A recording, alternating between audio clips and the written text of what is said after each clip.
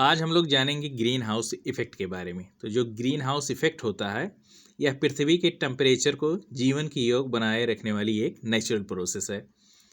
और अगर green house effect present ना रहे तो हमारे जो पृथ्वी का टेम्परेचर होगा ये -18 डिग्री सेल्सियस के आसपास होगा। लेकिन मानव गतिविधियों के कारण यह प्रभाव बढ़ रहा है और जिससे ग्लोबल वार्मिंग हो रही है। अब जानते हैं हम लोग ग्रीन हाउस इफ़ेक्ट होता क्या है। जब सूर्य से आने वाली गर्मी यानी कि सोलर रेडिएशन पृथ्वी तक पहुंचती है तो पृथ्वी उसका कुछ भाग अब्जॉर्व यानी कि अवशोषित कर लेता है और बाकी गर्मी को अंतरिक्ष में वापस भेज देता है। लेकिन वातावरण में मौजूद कुछ गैसें होती हैं जो इस गर्मी को अपने अंदर रोक लेती हैं। इन्हीं गैसेस को ग्रीन हाउस गैसेस कहते हैं। और इन गैसों के द्वारा पृथ्वी की गर्मी को रोक लेने की जो पूरी प्रक्रिया होती है इसी को ग्रीन हाउस इफेक्ट कहा जाता है। अब हम लोग जानते हैं ग्रीन हाउस गैसेस के बारे में। तो जो मेजर ग्रीन हाउस गैसेस हैं, कार्बन डाइऑक्साइड है। तो कार्बन डाइऑक्साइड जो है ये फॉसिल फ्यूल को जलाने से निकलती है, गाड़ियों से कार्बन डाइऑक्साइड निकलती है और जो बड़ी बड़ी कंपनियां होती हैं, इंडस्ट्रीज होती हैं, यहाँ से कार्बन डाइऑक्साइड गैसेस रिलीज होती हैं। इसमें दूसरा है मीथेन। मीथेन ये कैटल से निकलती हैं, राइस फील्ड यानी कि जो धान के खेत होते हैं वहाँ से निकलती हैं, और गार्बेज डंप यानी कि जहाँ कूड़ा कचरा जमा होता है ज़्यादा तो मीथेन गैस वहाँ से निकलती है। थर्ड है इसमें नाइट्रस ऑक्साइड। तो ये फर्टिलाइज़र और इंडस्ट्रीज से निकलती है। फोर्थ है इसमें वाटर वेपर। तो ये जो है ये नेचुरल ग्रीन हाउस गैस है। और नेक्स्ट इसमें है ओजोन। तो ये ट्रोपोस्फेयर में मौजूद होती है।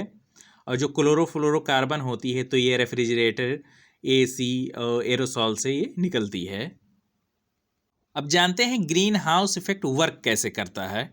सबसे पहला स्टेप इसमें है सूर्य से प्रकाश और गर्मी पृथ्वी तक पहुंचती है और ये जो रेडिएशन होता है तो ये अर्थ एटमॉस्फेयर को इजीली पास कर जाता है। सेकेंड स्टेप है इसमें अर्थ एब्जॉर्व करती है हीट को, यानी कि पृथ्वी पे जो ज़मीन है, ओशियंस हैं और एटमॉस्फेयर जो होता है तो ये हीट को अब्जॉर्व कर लेता है और अर्थ गर्म हो जाती है।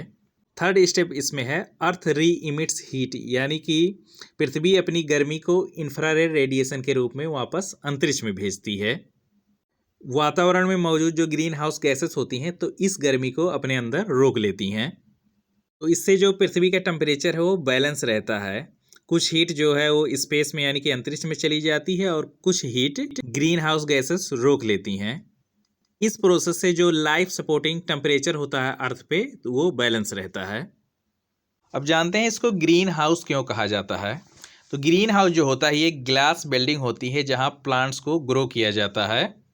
जो ग्लास होता है वो सनलाइट को अपने अंदर तो आने देता है लेकिन जो हीट होती है वो बाहर नहीं जा पाती है, और जिससे जो ग्लास के अंदर एटमॉस्फेयर होता है वो हीट रहता है यानी कि गर्म रहता है। इसी तरह जो अर्थ का एटमॉस्फेयर होता है वो भी हीट को ट्रैप कर लेता है, इसलिए इसको ग्रीन हाउस इफेक्ट कहा जाता है। अब जानते हैं नेचुरल और इन्हांस्ड ग्रीन हाउस इफेक्ट में अंतर क्या होता है। तो जो नेचुरल ग्रीन हाउस इफेक्ट होता है ये अपने आप होता है एटमॉस्फेयर में, और इससे जो अर्थ का टेम्परेचर होता है वो अराउंड 15 डिग्री सेल्सियस तक वार्म रहता है और ये एसेंशियल है लाइफ के लिए। अगर नेचुरल ग्रीन हाउस इफेक्ट पृथ्वी पर ना मौजूद हो तो जो पृथ्वी का टेम्परेचर है ये बहुत ही ज़्यादा ठंडा रहेगा। अब जानते हैं इन्हांस्ड ग्रीन हाउस इफेक्ट के बारे में। तो जो इन्हांस्ड ग्रीन हाउस इफेक्ट होता है ये एक्सेस ह्यूमन एक्टिविटीज़ की वजह से होता है। इससे ग्रीन हाउस गैसेज जो है ये पृथ्वी पर बढ़ जाती हैं।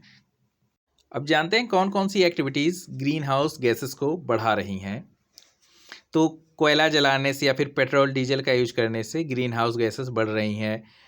इंडस्ट्रीज़ बढ़ रही हैं इन वजहों से। लगातार पेड़ों की कटाई हो रही है या फिर जो गाड़ियों से धुआं निकलता है इससे भी ग्रीन हाउस गैसेस इंक्रीज होती हैं। एसी और रेफ्रिजरेटर का जो यूज हम लोग कर रहे हैं तो इनसे भी ग्रीन हाउस गैसेस बढ़ रही हैं। ह्यूमन एक्टिविटीज़ की वजह से लगातार जो है ये पृथ्वी का टेम्परेचर बढ़ रहा है तो इससे ग्लोबल वार्मिंग हो रही है। इन्हांस ग्रीन हाउस इफेक्ट के प्रभाव क्या हैं अब जानते हैं। तो इससे पहला है ग्लोबल वार्मिंग, यानी कि जो अर्थ का टेम्परेचर है ये लगातार बढ़ रहा है। आइस और ग्लेशियर जो हैं तो ये लगातार पिघल रहे हैं जिससे सी लेवल बढ़ रहा है। ग्रीन हाउस गैसेस बढ़ने की वजह से ये क्लाइमेट चेंज हो रहा है। इरेगुलर रेनफॉल हो रही है यानी कि समय पर बरसात नहीं हो रही है। इनके प्रभाव से सूखा पड़ता है, ज़्यादा साइक्लोन आते हैं, हीट वेव, कोल्ड वेव, ये सब जो है इनकी वजह से हो रहे हैं। और समुद्र का लेवल बढ़ रहा है, बायोडायवर्सिटी का लॉस हो रहा है, तो ये सब जो है ग्रीन हाउस गैसेस बढ़ने की वजह से हो रहे हैं।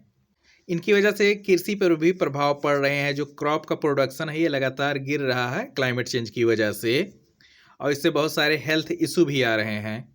अब जानते हैं ग्रीन हाउस इफेक्ट को कम कैसे किया जा सकता है। तो जो फॉसिल फ्यूल हैं इनको कम जलाना चाहिए, ज़्यादातर रिन्यूएबल एनर्जी का यूज करना चाहिए, कि जैसे कि विंड हो गया, सोलर हो गया, हाइड्रो हो गया, तो इन सब एनर्जी का यूज करना चाहिए। ज़्यादा से ज़्यादा पेड़ पौधे लगाने चाहिए। जो पेड़ होते हैं वो कार्बन डाइऑक्साइड को एब्जॉर्ब कर लेते हैं, और सीएफसी जो होती हैं इनको कम करना चाहिए। इको फ्रेंडली रेफ्रिजरेटर, एसीज, इन सब का यूज करना चाहिए, जिससे जो क्लोरोफ्लोरोकार्बन होती है वो कम एटमॉस्फेयर में जाए। इससे क्या होता है कि ओजोन डिप्लेट होती है और हमारे एटमॉस्फेयर को नुकसान होता है। ज़्यादा से ज़्यादा पब्लिक ट्रांसपोर्ट यूज करने चाहिए, और 3R की प्रैक्टिस करनी चाहिए, यानी कि रिड्यूस, रीयूज, रिसाइकिल की। एनर्जी कंजर्वेशन करना चाहिए, यानी कि जब काम ना रहे तो पंखे और लाइट, इन सब चीज़ों को बंद कर देना चाहिए। तो ये वीडियो आप लोग को अच्छा लगा है तो ज़्यादा से ज़्यादा चैनल को सब्सक्राइब करिए, वीडियो को लाइक करिए। धन्यवाद।